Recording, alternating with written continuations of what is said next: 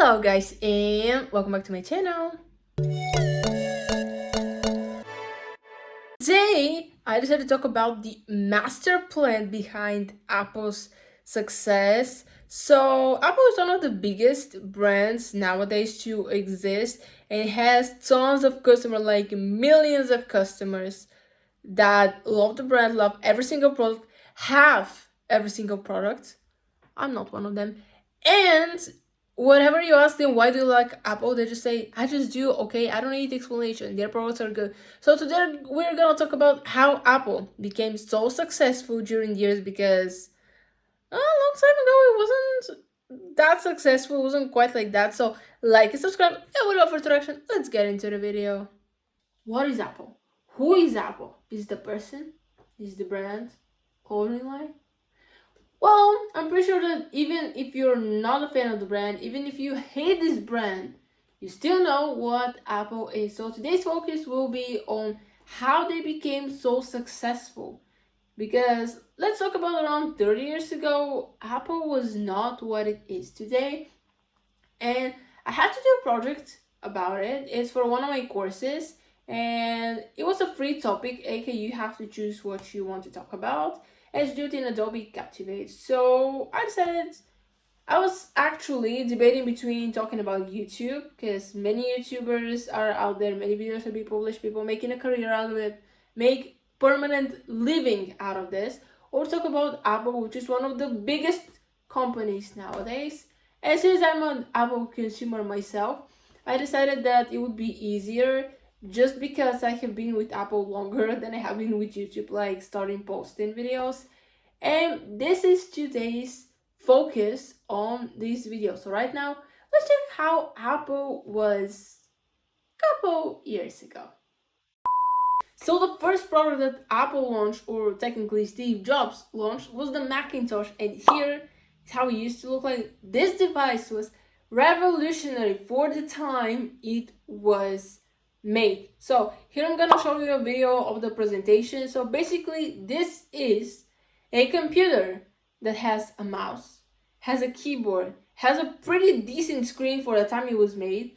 It can run programs like PageMaker, the program More, Excel. You can use these in this device.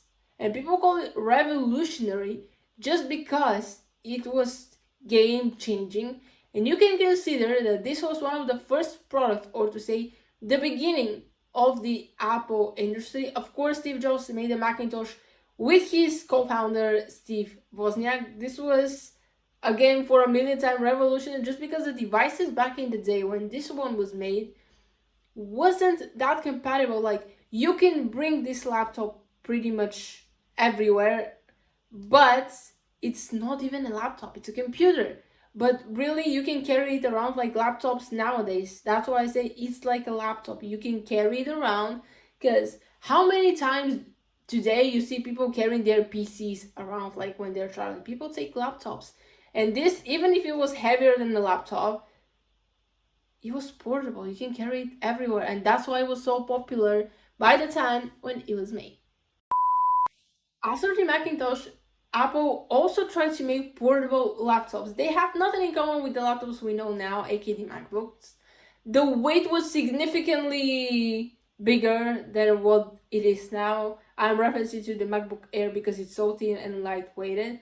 But it was another device that people can carry around while they're traveling, and they can do basic tasks. Well, the tasks which people used to do or important for them, like back in the days. The next revolutionary device that skyrocketed the sales and the popularity of the brand was the world-known famous iPhone.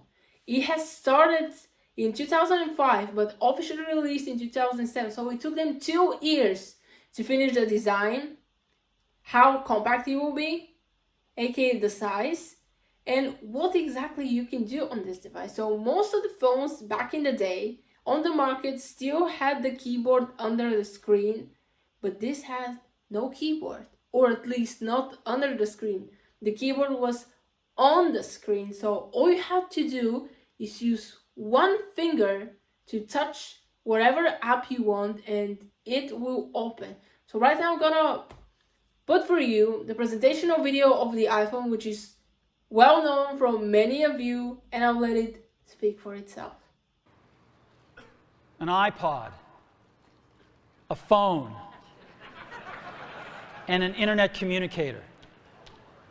An iPod, a phone. Are you getting it?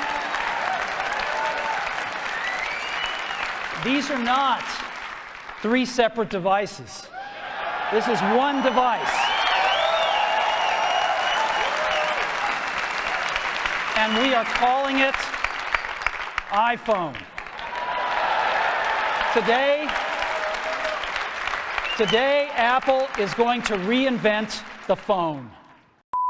When Apple saw how good the iPhone performed, they decided to do little changes and release it again. And this is how the iPhone 3G was born. Then you get the 3GS, 4, 4S, 5, 5S, 5C, and the line expands till today's iPhone, the newest in the family, the iPhone 14. People were even talking about the iPhone 15 already. WWDC is coming June 5th. Mark this in your calendar if you're interested. But now let's focus on other devices. So, as I already mentioned, Apple tried to make portable laptops. They were heavy and the screen was very tiny to what the laptops look today. So they decided to change that, to have larger screen, to limit the weight, so to be a bit more lighter and better to carry around, and also to be powerful enough to do your daily tasks. This is how the MacBook Air was born in 2008.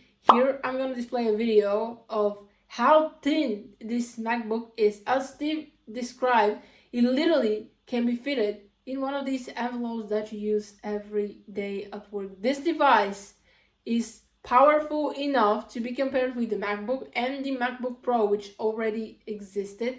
Of course, nowadays there is no regular MacBook, there is just the Pro and the Air. Of course, the Pro is a better device for the people who do heavy tasks, and the Air also can handle it, just not that much, but it's powerful enough nowadays to do all the tasks that you need on a daily basis.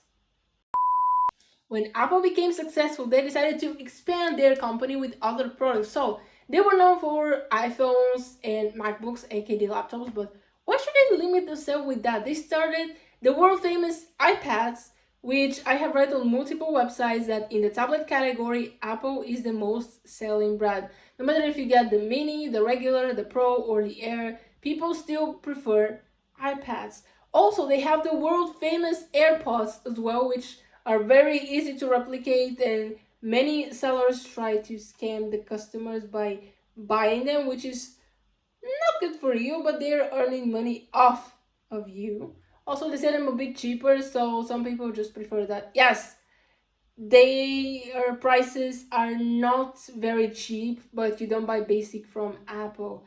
You buy high quality. I can confirm that. I had my first iPhone's charging cable for 7 years until we decided to stop functioning and break, but you don't want to see in what condition it was. Also, I throw it away. But this is high quality. Like, you spend a little bit more money on them, but you know that what you're buying, you're not buying basic, you're not buying cheap that you will break after 2 to 3 years, even weeks of usage. No, this is gonna last you for a long time.